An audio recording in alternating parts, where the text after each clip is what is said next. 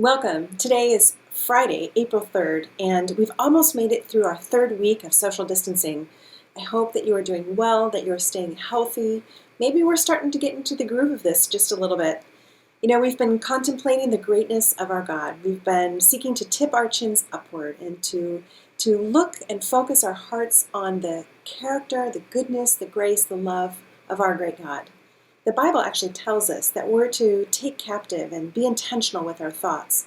Philippians 4:8 says this, "Finally, brothers and sisters, whatever is true, whatever is honorable, whatever is just, whatever is pure, whatever is lovely, whatever is commendable, if there is any excellence, if there is anything worthy of praise, think about these things." And that's what we're doing. What is more worthy of praise than the character of God? That's what we're thinking about. God is so wise, he tells us exactly how we're to navigate these challenging seasons of life. It's by keeping our focus on him. He is our all-knowing and all-wise God. Now, I know that this has been a challenging time for some of you who have little children at home. You're feeling cooped up, not able to get to the playground or have other friends come over and play. But I also imagine this is a challenging time for those of you who are parenting teenagers.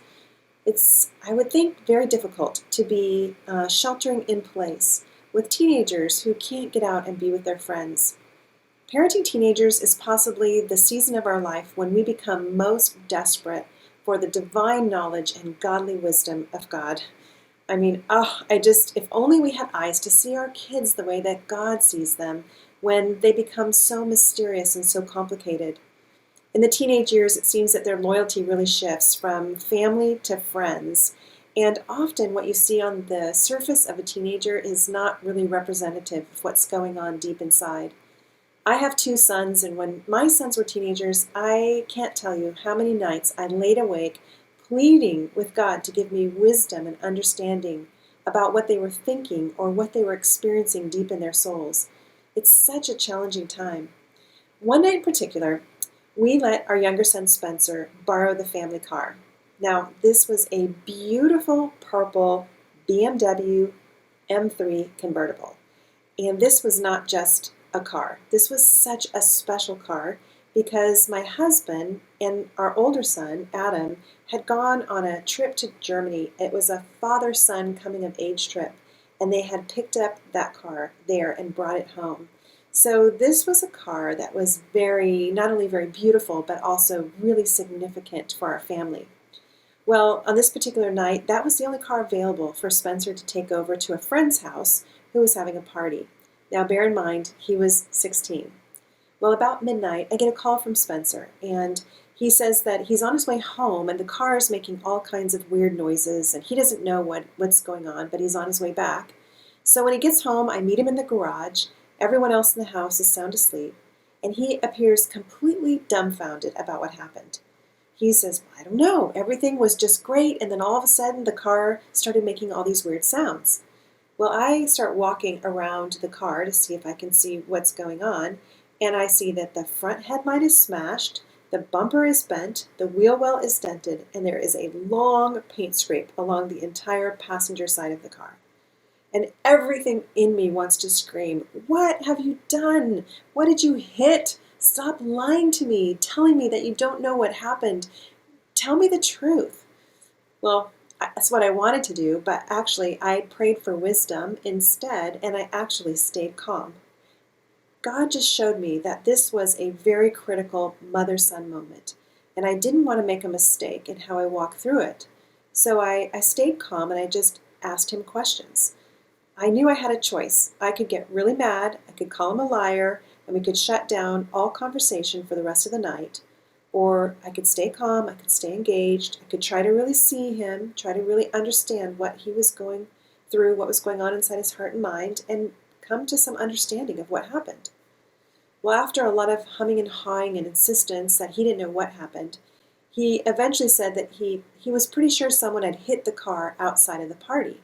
So I told him, well, then we need to call the police and file a hit-and-run report, or at least call the family and let them know that something like this had happened outside of their home. Well, each question I asked Spencer, he gave me an explanation that obviously wasn't the truth, and I kept responding to him with trust. I was trying to show him respect but also with curiosity. I kept asking him questions. I knew that he was lying, but I wanted him to stay engaged with me in the process of discovery. I was trying to really see him and discern what was truly going on. Well, finally I said, let's go back to the party and retrace your steps home. Let's see if we can discover together what really happened. So we got in my car, we drove back to the cul-de-sac, looked for any signs of damage outside of the home that the party had taken place. Everything was quiet.